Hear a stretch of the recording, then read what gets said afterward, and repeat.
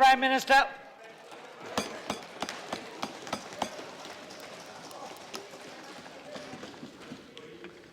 आदरणीय सभापति जी,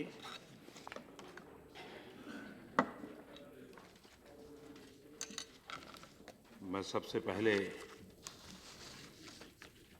सदन का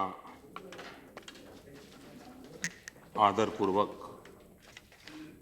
अभिवादन करता हूं कि करीब 50 माननीय सदस्यों ने विस्तार से इस महत्वपूर्ण विषय पर अपने विचार रखे। बाबा साहब आम्बेडकर जी की 125वीं जयंती वर्ष पर एक अच्छा उपक्रम, और जब सभी दलों के मुखियाओं के साथ सदन शुरू होने से पहले बैठे थे,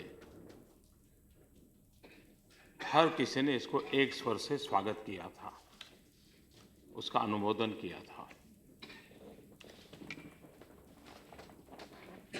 वैसे हम ये दावा नहीं करते हैं कि ये मूल विचार कोई हमारा था।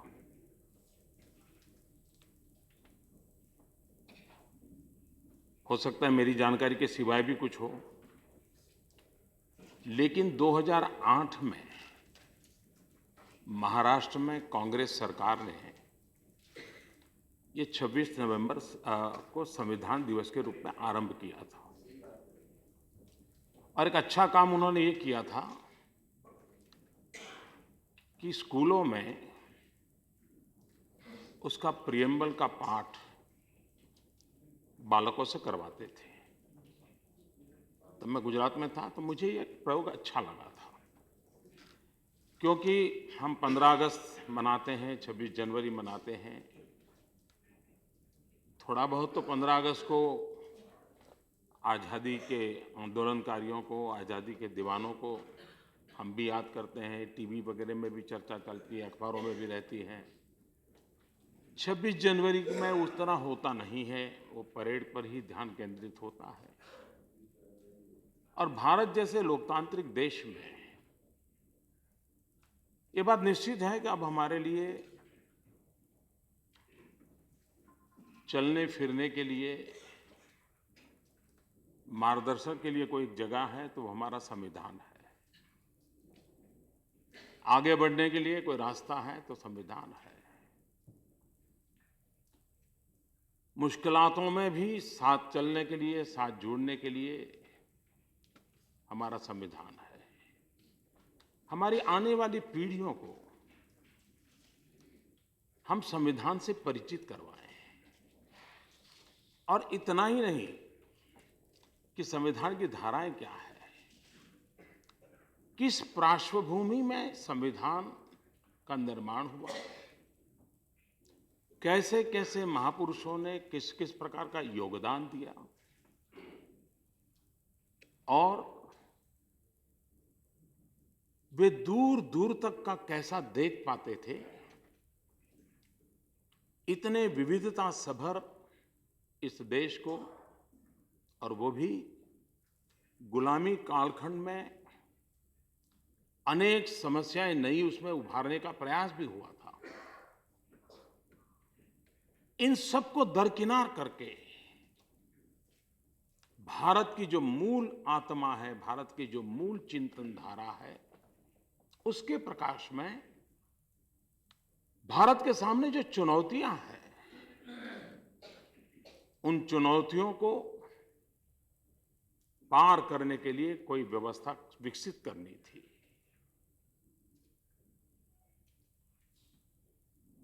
ये काम कितना महान था,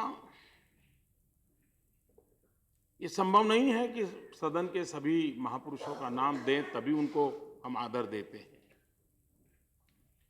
ये कार्यक्रम अपने आप में उन सभी ऋषियों को जो कि संविधान सभा में बैठे थे, उनको नमन करने के लिए बनाया है, उनका आदर करने के लिए बनाया है। और पहले किसी ने नहीं बनाया तो उसने गुनाह किया, ऐसा मैं नहीं मानता हूं। हमें विचार आया, हमने किया है। लेकिन करने का इरादा ये है कि इस राष्ट्र को आने वाले शतकों तक दिशा देने के लिए जिन महापुरुषों ने काम किया है, हमारी आगे वाली पीढ़ी जाने तो, समझे तो। और इसलिए उसमें मेरी पार्टी का कोई सदस्य होता तभी मैं याद करूं, ऐसे देश नहीं चलता है। किस विचार के थे, किस दल के थे, उसके आधार पर हम निर्णय नहीं कर सकते हैं। यह देश हर किसी ने कोई न कोई सकारात्मक योगदान का परिणाम होता है, और हर किसी के सकारात्मक योगदान को ही हमें जोड़ते चलना जाता है, तभी तो राष्ट्र संपुट होता है। और इसलिए 26 नवंबर के पीछे एक मन में कल्पना है कि सिर्फ धाराओं में देश सिमट न रहे, उसकी भावनाओं से भी देश जुड़े, जो संविधान सभा में बैठे हुए लोगों की थी। और हमें कोई शक नहीं है कि उसमें बैठने वाले लोगों की विचारधारा कांग्रेस से जुड़े हुए काफी लोग थे उसमें। लेकिन हम में हिम्मत है गर्व करने की उनका, हम में हिम्मत है, हमारे संस्कार हैं कि हम उनका आदर कर सकते हैं, उनका अभिनंदन कर सकते हैं। ये हमारे संस्कार हैं, इसको हमने सकारात्मक रूप में लेना चाहिए। और सुझाव ये भी चाहिए, भले इस चर्चा में ज्यादा नहीं आए हैं, लेकिन अलग से भी, क्योंकि ये सदन है, उससे ज्यादा अपेक्षाएं हैं कि यहां हम पक्ष और विपक्ष उससे ऊपर कभी कभी निष्पक्ष भी तो होने चाहिए। और हम हमारी आने वाली पीढ़ी को हमारे संविधान की मूल भावनाओं से परिचित कैसे करवाते रहें, संविधान के प्रति उनकी आस्था कैसे दृढ़ होती चले। निराशा के दिनों में भी उसको लगना चाहिए, हाँ भाई ठीक है, कुछ लोग ऐसे आ गए हैं, गड़बड़ हो रही है, लेकिन ये एक जगह है जिससे कभी न कभी तो सूरज चमकेगा। ये भाव हमारी आने वाली पीढ़ियों में भरना निरंतर आवश्यक होता है। और इसलिए ये संवाद करने का प्रयास हुआ है। और यहां अगर होता है तो फिर नीचे परकोलेट भी जल्दी किया जा सकता है। सरकार में बैठे हुए हम लोगों का ये इरादा नहीं है कि हर वर्ष इस प्रकार की डिबेट हो, ना हमने ऐसा कहा है। 125 वर्ष बाबा साहब आम्बेडकर और उनका योगदान हम कम नहीं आंक सकते जी। हमने उपेक्षा भी बहुत देखी उनकी, हमने उनका उपहास भी बहुत देखा, और मजबूरन उनकी स्वीकृति को भी हमने देखा है। और मैं यहां शब्द प्रयोग हम करता हूं, आप और मैं की भाषा में नहीं बोल रहा हूं।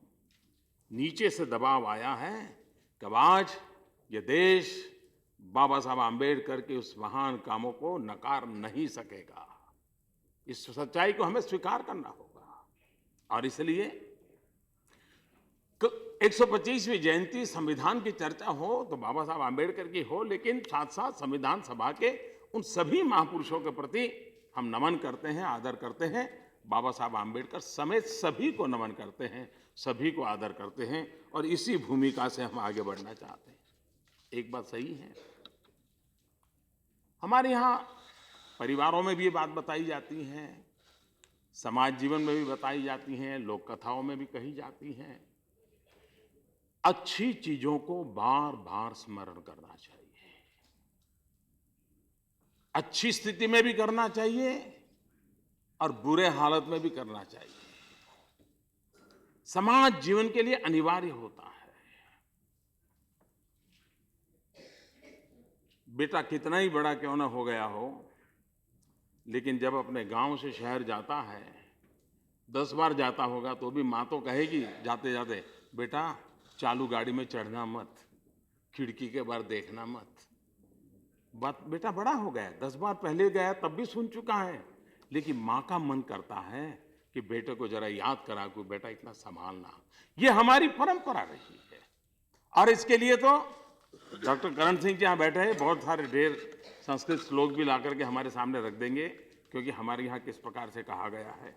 लेकिन हमारे यहाँ कहा जाता था, करत करत अभ्यास के जड़मती होत सुजान, रसरी आवत जातते, सिल पर पड़त निशान। कुएं में जो रस्सी से बांध करके पानी निकालते हैं, रस्सी में इतनी ताकत तो नहीं होती है कि वो पत्थर के खिलाफ लड़ाई लड़ सके, लेकिन निरंतर अभ्यास का परिणाम होता है कि उस पत्थर पर भी नए आकार आकृतित हो जाते हैं। और इसलिए हमारे लिए संविधान एक जश्न होना चाहिए, संविधान एक उत्सव होना चाहिए। संविधान की हर भावना के प्रति हमारा आदर सत्कार पीढ़ियों तक चलते रहना चाहिए। ये संस्कार विरासत है, ये हम लोगों का दायित्व होता है। ये सिर्फ तू मैं करने से देश नहीं चलता है, देश कभी साथ साथ मिलकर के भी चलने से चलता है। और इसलिए संविधान एक ऐसी शक्ति है जो हमें तू और मैं की भाषा से बाहर निकाल सकती है। संविधान एक भावना है जो हमें जोड़ने की ताकत देती है। और ये सदन ऐसा है कि जहां पक्ष और विपक्ष से ऊपर निष्पक्ष का भी एक मैसेज हिंदुस्तान को जाने की ताकत रखता है। और इसलिए इस सदन का मैं अतिशय आदर करता हूं। हमें मूल्यों का करना होता है, जतन करना होता है। हमारे संविधान की ऊंचाई, दुनिया का सबसे बड़ा लोकतंत्र, और संविधान सभा जब चलती थी उस समय के अखबार आज भी हम देख सकते हैं। बहुत आशंकाएं थी कि भाई ये गाड़ी चलेगी क्या, ये लोग कर पाएंगे क्या। और अंग्रेजों को भी उसमें इंटरेस्ट था इस बात को जरा बल देने में, और इसलिए लोगों को नहीं लगता था। लेकिन हमने अनेक बाधाओं के बीच भी इतने साल जो बिताए हैं, हमारे उन महापुरुषों ने कितना उत्तम हमें एक मार्गदर्शक संविधान दिया है जो हमें ताकत देता रहा है, निरंतर ताकत देता रहता है। और इसलिए हमें उसका गौरवगान करते हैं। अमेरिका के प्रसिद्ध लेखक ने भारत के संविधान के संबंध में कहा था, ग्रेनविल ऑस्टिन ने जो बात कही थी, उसने कहा, the perhaps the greatest political venture since that which originated at Philadelphia in 1787। 1787 में फिलाडेल्फिया में जिस पॉलिटिकल वेंचर की उत्पत्ति हुई थी, संभवतः उसके बाद अगर कोई महान पॉलिटिकल वेंचर हुआ है तो भारत का संविधान है। ये बात उस समय कही। यानी हम कह सकते हैं कि हमारे पास अब कभी कभी हम यहाँ, हमारा मुख्य काम है कानून बनाना, इसी के लिए लोगों ने हमें भेजा है। और हम लोग अनुभवी हैं, जानकार हैं, लेकिन हम देखते हैं कितनी बड़ी कमी है हमारे बीच में, और आत्मावलोकन करना पड़ेगा। और संविधान सभा के लोगों की दीर्घदृष्टि और सामर्थ्य कितना था, उसको याद कर करके हम देखेंगे तो हमें अभी कितना ऊपर उठने की जरूरत है, इसका हमें एहसास होगा। संविधान सभा में बैठे हुए लोगों ने 50 साल, 60 साल, 70 के साल के बाद भी ऐसी परिस्थिति पैदा हो तो क्या हो, उसके सेफगार्ड की चिंता की है। हम आज कानून बनाते हैं और हमने देखा होगा, इसमें उनका दोष और इनका दोष ये मुद्दा नहीं है। हमारी कुल मिलाकर के स्थिति है कि हम कानून बनाते हैं और दूसरे ही सत्र में आना पड़ता है, यार पिछली बार बनाए लेकिन ये 2 शब्द रह गए, जरा फिर से एक बार संशोधन करना पड़ेगा। कितनी मर्यादाएं हमारी। और मर्यादाओं का मूल कारण ये नहीं है कि ईश्वर ने हमें विधा नहीं दी है, उसका मूल कारण है कि हम लगातार संविधान के प्रकाश में चीजों को नहीं सोचते हैं। कभी राजनीतिक स्थितियां हम पर हावी हो जाती हैं, कभी कभार तत्कालीन लाभ लेने के इरादे हावी हो जाते हैं, और उसी के कारण हम समस्याओं को राजनीतिकरण करके जोड़ते हैं। तब जाकर के हम मूल व्यवस्थाओं को नहीं कर पाते हैं जो शताब्दियों तक काम आए। और इसलिए संविधान सभा में बैठे हुए लोगों की ऊंचाई हम सोचें, हम उनसे प्रेरणा लें, उनसे प्रेरणा लें कि उन्होंने कितना सोचा। क्या दबाव नहीं आए होंगे? क्या आग्रह नहीं हुए होंगे? क्या बिल्कुल विपरीत विचार नहीं रखे गए होंगे? सब कुछ हुआ होगा, लेकिन सहमति से एक डॉक्यूमेंट बना जो आज भी हमें प्रेरणा देता रहता है। और इसलिए हम जो कि धारा बनाते हैं, हम लोगों का दायित्व बनता है कि हम इस काम को करें। और उसमें भी मैं राज्यसभा का सविशेष महत्व देखता हूं, ये ऊपरी सदन का सविशेष महत्व देखता हूं, क्योंकि हमारे यहाँ शास्त्रों में कहा गया है, न सा सभा यत्र न सन्ति वृद्धाः वृद्धा न ते यो न वदन्ति धर्मम् धर्मः सनो यत्र न सत्यमस्ति सत्यम न तत् यत् छलम भ्युपेति। संविधान सभा में हम ये जब, यानी ऐसी कोई चर्चा नहीं हो सकती कि जिसमें वृद्ध जन न हो, वृद्ध जनों में धर्म न हो, धर्म वो न हो जिसमें सत्य न हो। ये वो सभा है। और इसलिए मैं समझता हूं राज्यसभा का अपना एक महात्मा है, उसका एक विशेष भूमिका है। और संविधान सभा की बहस में गोपाल स्वामी आयंगर ने जो बात कही थी वो मैं यहां उद्धृत करना चाहता हूं। दुनिया भर में जहां कहीं भी कोई भी महत्वपूर्ण संघीय व्यवस्था है, वहां दूसरे सदन की व्यवहारिक आवश्यकता महसूस हुई है। कुल मिलाकर के हम इस पर यह जानने के लिए विचार कर रहे हैं कि यह कोई उपयोगी कार्य करता है या नहीं। दूसरे सदन से हमारी अपेक्षा संभवतः केवल इतनी है कि महत्वपूर्ण विषयों पर गरिमापूर्ण बहस कराएं और संभवतः क्षणिक भावावेश के परिणाम स्वरूप सामने आने वाले उस कानून को तब तक लंबित रखना जब तक वह भावावेश शांत न हो जाए और विधायिका के समक्ष आने वाले उपायों पर शांतिपूर्वक विचार न कर लिया जाए। और संविधान में यह प्रावधान करते समय हमें यह ध्यान रखना होगा कि जब कभी किसी महत्वपूर्ण विषय पर, विशेषकर वित्त से संबंधित मामले पर लोकसभा तथा राज्यसभा के बीच कोई विवाद हो तो लोकसभा का मत ही मान्य होगा। इसलिए इस दूसरे सदन की मौजूदगी में हमें केवल वह साधन प्राप्त होता है जिससे हम उस कार्रवाई विलंब में करते हैं जो संभवतः जल्दबाजी में शुरू की गई हो, और शायद हम उस अनुभवी व्यक्ति को एक अवसर देना चाहते हैं जो संभवतः गहन राजनीतिक विवाद में न रहता हो, लेकिन जो उस ज्ञान और महत्व के साथ बहस में हिस्सा लेना चाहता हो जिसे हम सामान्यतः लोकसभा के साथ नहीं जोड़ते हैं। यही सभी बातें दूसरे सदन के संबंधित प्रस्तावित है। मुझे लगता है कि कुल मिलाकर विचार करने के बाद ज्यादातर लोग एक ऐसा सदन बनाने और यह सावधानी बरतने रखने में के पक्ष में है कि वह कानून अथवा प्रशासन में के रास्ते में अड़ंगा सिद्ध न हो। ये गोपाल स्वामी आयंगर ने संविधान सभा में कहा था। मैं समझता हूं हम इस सदन के लोगों के लिए इससे बड़ा कोई मार्गदर्शक सिद्धांत नहीं हो सकता।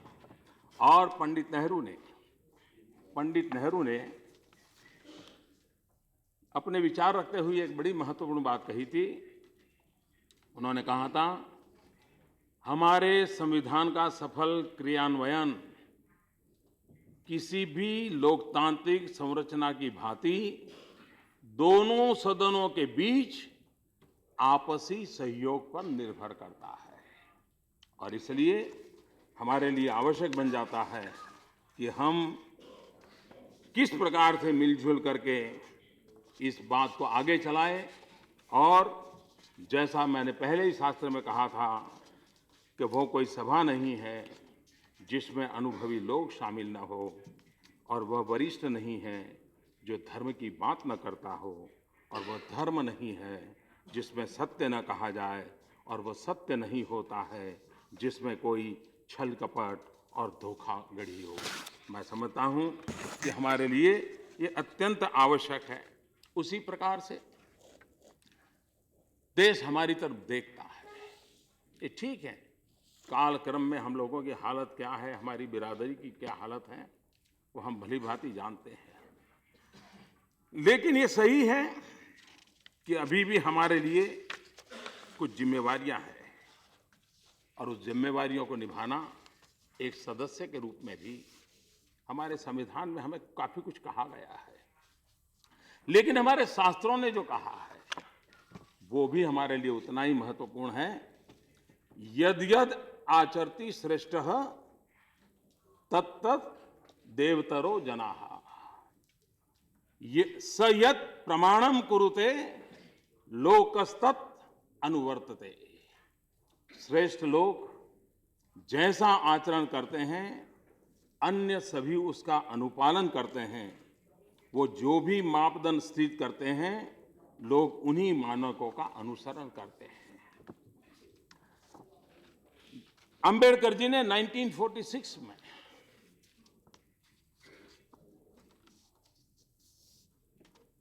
एडमंड बर्क को उद्गर्त करते हुए कहा था, it is easy to give power, it is difficult to give wisdom. और पूरा मैं अनुवाद पढ़ लेता हूं। शक्ति हाथ में लेना जितना आसान है, बुद्धि विवेक धरोहर में पाना उतना ही कठिन है। आइए हम अपने आचरण से प्रमाणित करें कि यदि इस सभा ने अपने आप को कुछ सार्वभौमिक शक्तियां दी है तो उन शक्तियों को उचित प्रयोग भी बुद्धि विवेक से ही होगा। हम केवल इसी मार्ग से सभी को साथ लेकर आगे बढ़ सकेंगे। एकता की दिशा पर चलने के लिए यही मात्र रास्ता है। आदरणीय सभापति जी, हमारे संविधान निर्माताओं ने इतना सारा सोचा, लेकिन एक बात उनको सोचने की जरूरत नहीं लगी थी। और ऐसा क्या हुआ कि हमें उस रास्ते पर चलना पड़ा? दोष उनका नहीं था, उनका हम पर भरोसा था, और इसलिए उन्होंने इस दिशा में नहीं सोचा। और तब जाकर के इसी सदन को, चाहे ऊपरी सदन हो चाहे लोकसभा हो, हम लोगों को एथिक कमेटी का निर्माण करना पड़ा। संविधान सभा के सदस्यों को कभी ये जरूरी नहीं लगा होगा कि कभी एथिक कमेटी की निर्माण करना पड़े। इस सदन को एथिक कमेटी का निर्माण करना पड़ा। और ये एथिक कमेटी के पीछे मैं किसी की आलोचना नहीं कर रहा। उसी तरह हम राजनीति में जो लोग हैं, हमारी एक जिम्मेवारी का संदेश भी देते हैं। जब हमारे यहाँ कुछ सदस्यों के द्वारा छोटी मोटी हरकतें हुई तो यही सदन की हिम्मत है कि उन्होंने सदन की मर्यादा को, लेकिन ये आवश्यक है, सभापति जी मैं आग्रह करूंगा, ये आवश्यक है कि हमारे सभी सदस्यों को बार बार एथिक कमेटी के जो उसूल हैं, जो निर्माण हुआ है, बार बार उनको कहते रहना पड़ेगा, उनको बताते रहना पड़ेगा, क्योंकि हम सब कोई गलती न कर बैठे, और ये तो हमारा दायित्व बनता है। लेकिन इसके संबंध में मैं कहना चाहूंगा, 14 अगस्त 1947 डॉक्टर राधाकृष्णन जी ने जो कहा है, उन्होंने जो कहा है वो मैं समझता हूं हम लोगों की जिम्मेवारी है। डॉक्टर राधाकृष्णन जी ने कहा 14 अगस्त को, अगली सुबह से आज रात के बाद हम ब्रिटिशर्स को दोष नहीं दे सकते। हम जो कुछ भी करेंगे उसके लिए हम स्वयं जिम्मेदार होंगे। स्वतंत्र भारत को उस तरीके से आंका जाएगा जिस तरीके से भोजन, कपड़े, घर और सामाजिक सेवाओं से जुड़े मुद्दों पर आम आदमी के हितों की पूर्ति की जाएगी। जब तक हम ऊंचे पदों पर मौजूदा भ्रष्टाचार को खत्म नहीं करेंगे, भाई भतीजावाद, सत्ता की चाह, मुनाफाखोरी और कालाबाजारी को जड़ से नहीं उखाड़ेंगे, जिसने हाल के समय में इस महान देश की छवि को खराब की है, तब तक हम प्रशासन, उत्पादन और जीवन से जुड़ी वस्तुओं के वितरण में कार्य कुशलता नहीं बढ़ा पाएंगे। ये 2015 1 दिसंबर का भाषण नहीं है। ये 14 अगस्त को डॉक्टर राधाकृष्णन जी देख रहे थे कि कैसे कैसे संकटों से हमें गुजरना है, और इसलिए इन महापुरुषों का स्मरण करना हमारे लिए आवश्यक होता है कि क्या हुआ कि ये बातें छूट गई। दोबारा हम पुनः स्मरण करें, फिर संकल्प करें, फिर चल पड़े। अभी भी देर नहीं हुई है। 125 करोड़ का देश, 800 मिलियन 65 से कम आयु की जनसंख्या हो, उस देश को निराश होने का कोई कारण नहीं है। हमारे पास ऐसे महान पुरुषों की विरासत भी है और हमारे पास उन नौजवानों के सामर्थ्य के अवसर भी हैं। हम दोनों को मिलाकर के हम कैसे करें, उसकी ओर हमने आगे देखना है। कभी कभार हम डॉक्टर बाबा साहब आम्बेडकर को जब याद करते हैं तो मैं कुछ बातें ये कहना चाहता हूं। संविधान के द्वारा, और ये बात सही है कि हमारा संविधान एक सिर्फ कानूनी मार्गदर्शन की व्यवस्था ही सीमित नहीं है, वो एक सामाजिक दस्तावेज भी है। और जितने उसकी कानूनी सामर्थ्य की हम सराहना करते हैं, उतनी ही उसके सामाजिक दस्तावेज की ताकत की भी सराहना और उसको जी करके दिखाना, ये हम लोगों का दायित्व बनता है। बाबा साहब ने जो हमें जो संविधान दिया, उस संविधान में कानूनी एक व्यवस्था तो है जो समता के सिद्धांत का पालन कराता है, सोशल जस्टिस की वकालत करता है, सामाजिक न्याय की चर्चा करता है। लेकिन अगर हम संविधान के दायरे में अटक जाएंगे तो हो सकता है समता तो आ जाएगी, लेकिन अगर समाज अपने आप को बदलने के लिए तैयार नहीं होगा, सैकड़ों वर्षों की बुराइयों से मुक्ति पाने का अगर समाज संकल्प नहीं करता है,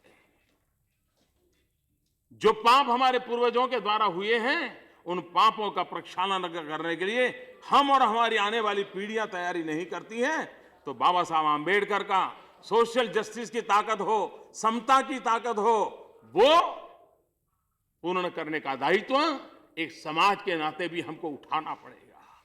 और इसलिए बंधारण हमें अगर समता की ताकत देता है, तो समाज की संस्कार सरिता हमें ममता की ताकत देता है।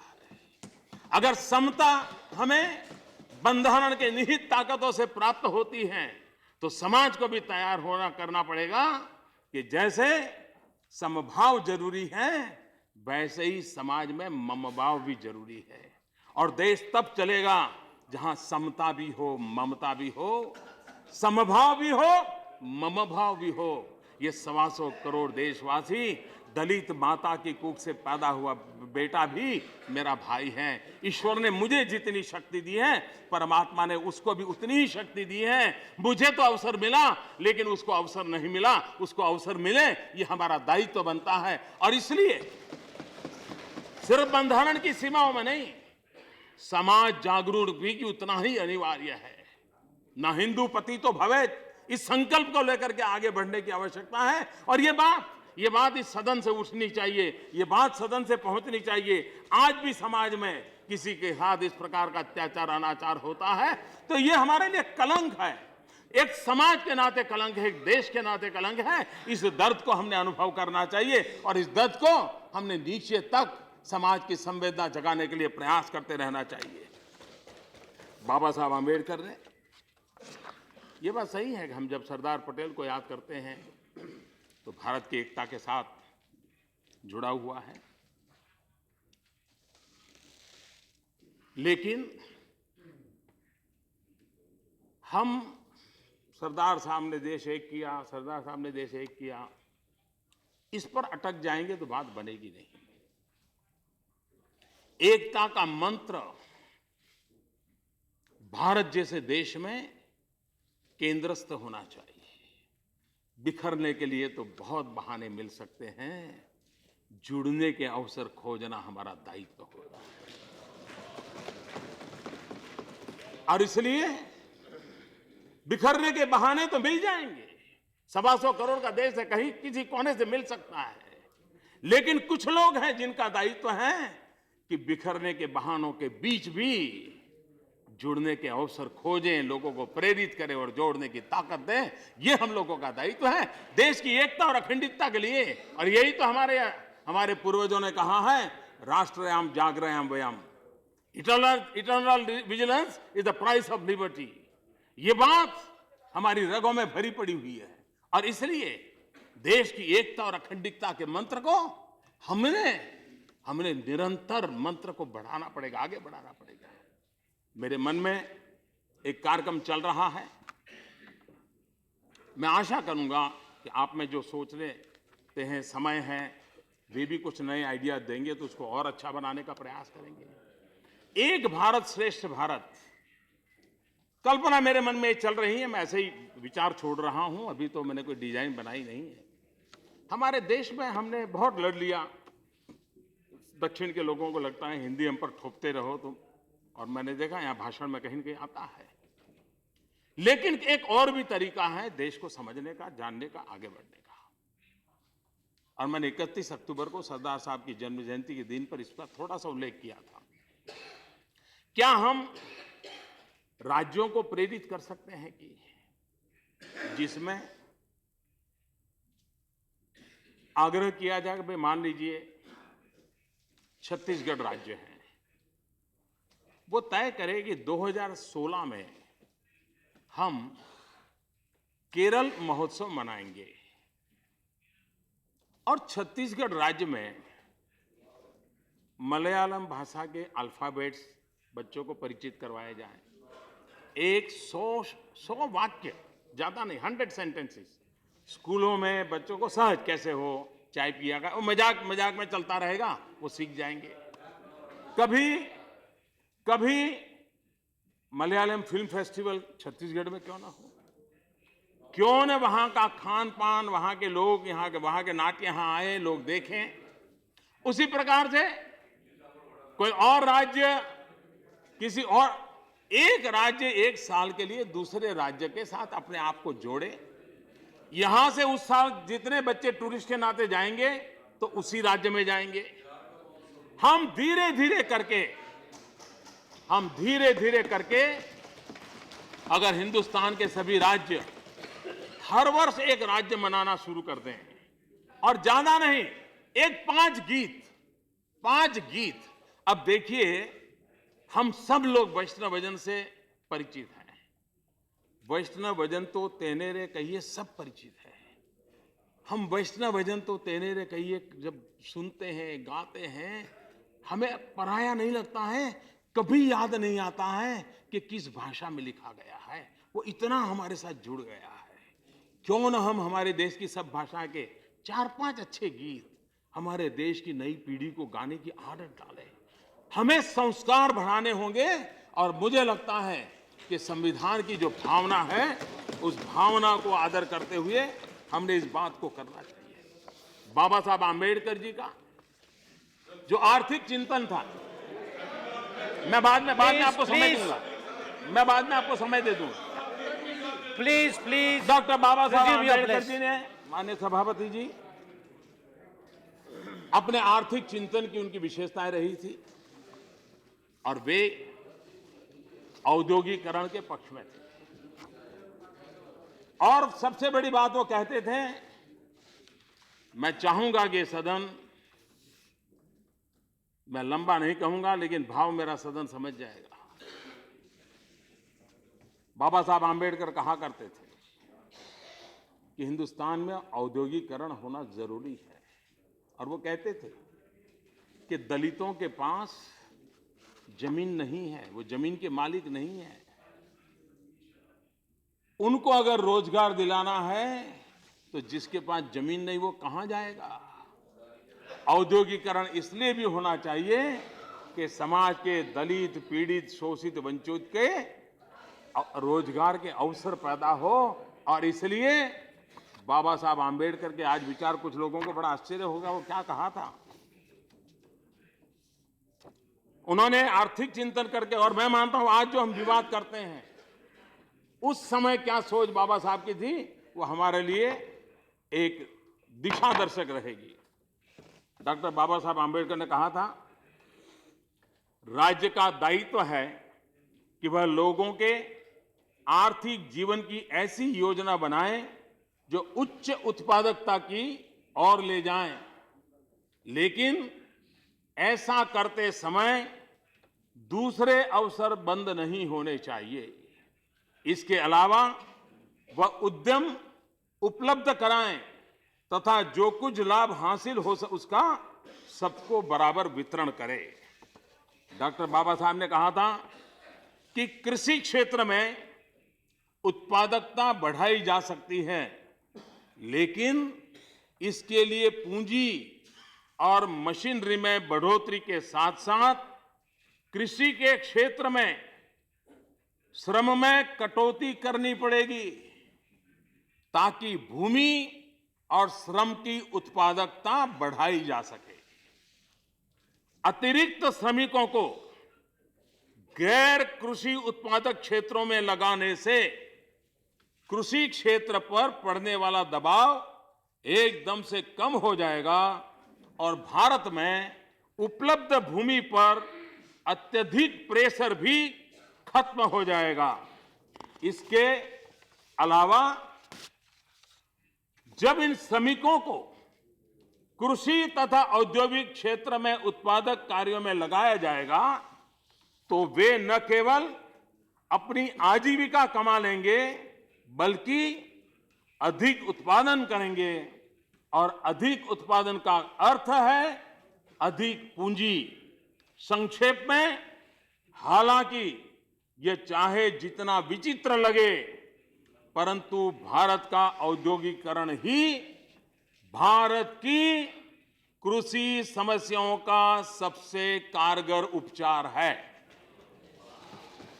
बाबा साहब आंबेडकर ने एक और जगह पे कहा था कि भारत चिमटी की दो फलकों के बीच फंसा हुआ है, जिसका एक फलक आबादी का बढ़ता हुआ दबाव और दूसरा फलक है उसकी जरूरतों की तुलना में भूमि की सीमित उपलब्धता।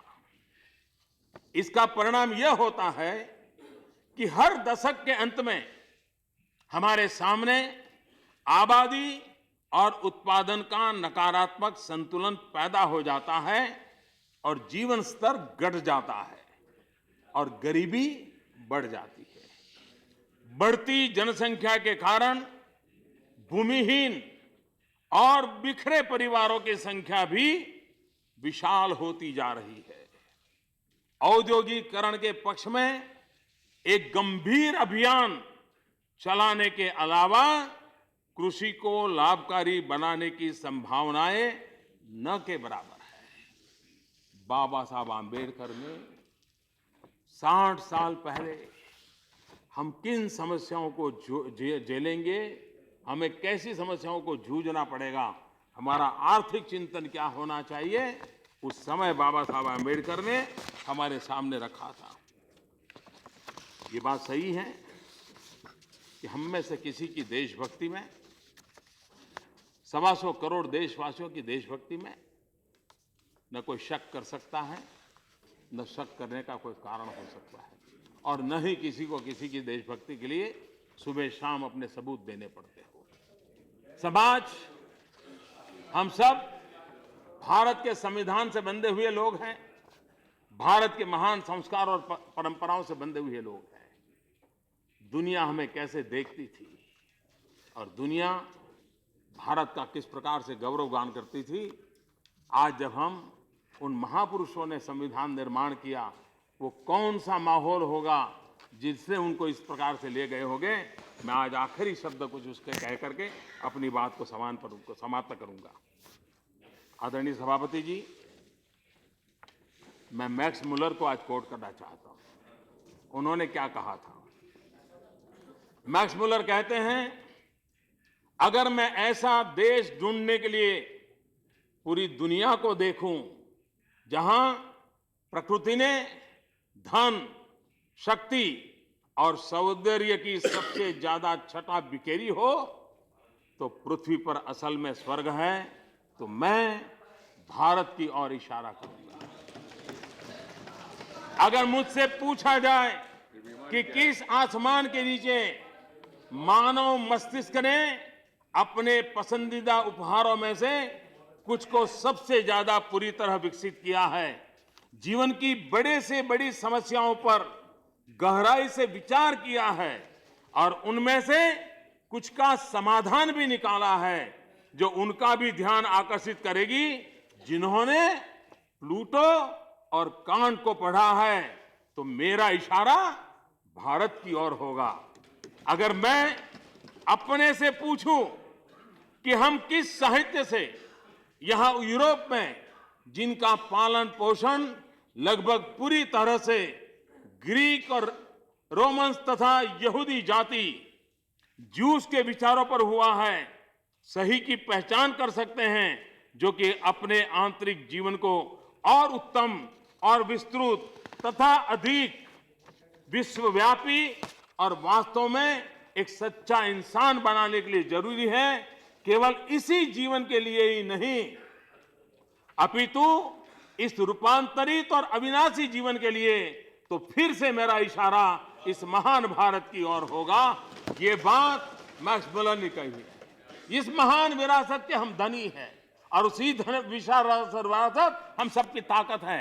आइए हम उसका गौरवगान करें और हम संकल्प करें कि संविधान के प्रकाश में, हमारे महान महापुरुषों की त्याग और तपस्या के प्रकाश में जो उत्तम है उसको लेकर के हम चलें। जो काल बाह्य है उसको तो काल भी स्वीकार नहीं करता है, जो नित्य नूतन होता है उसी को स्वीकार करता है। उस नित्य नूतन को लेकर के महान राष्ट्र के निर्माण में हम सभी सदस्य अपना योगदान करेंगे। मैं फिर एक बार सभी आदरणीय सदस्यों का हृदय से आभार व्यक्त करता हूं। सभापति जी, मैं आपका भी आभार व्यक्त करता हूं और संविधान की इस चर्चा के जो उत्तम बिंदु निकले हैं, उन उत्तम बिंदुओं के प्रकाश में हम कानूनों का निर्माण करें तब भी, संसद में आचरण करें तब भी, समाज का नेतृत्व करें तब भी, समाज को आगे ले जाने का प्रयास करें तब भी, उसी बातों को लेकर के चलेंगे। उस विश्वास के साथ मैं फिर एक बार इस सदन को उत्तम प्रवचनों से लाभान्वित कराने वाले सभी आदरणीय सदस्यों का हृदय से अभिनंदन करता हूं। बाबा साहब आंबेडकर और उस महापुरुष के साथ काम करने वाले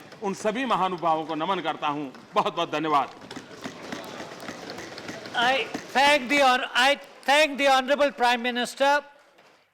Honorable members, I move the following resolution.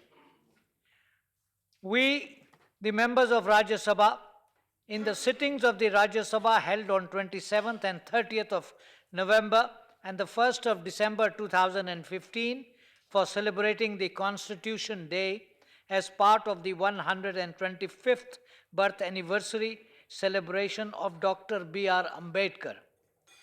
Having remembered with gratitude the commitment of the father of the nation, Mahatma Gandhi, the pioneering and monumental role played by Pandit Jawaharlal Nehru, Dr. Rajendra Prasad, Sardar Vallabhbhai Patel, Maulana Abul Kalam Azad, and other founding fathers of our Constitution, and their contribution in enabling us to adopt, enact, and give to ourselves the Constitution on the 26th November 1949, which commenced on 26th January 1950. Having recalled with appreciation the invaluable services rendered by Dr. B.R. Ambedkar as the chairman of the drafting committee of the Constituent Assembly and all its members in the framing of the Constitution, do hereby solemnly reaffirm our commitment to the principles and ideals of the Constitution and resolve to continue a. Uphold and maintain the sanctity and supremacy of the Constitution. B. Respect the constitutional institutions, their freedom and authority. C.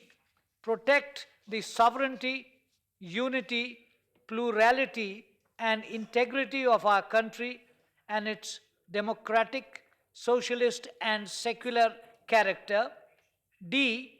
Maintain transparency, probity, and accountability in public life. And E. Dedicate ourselves to equality and social justice and contribute to the task of building a strong republic. May I take the honorable members that this resolution is adopted unanimously. The resolution is adopted unanimously.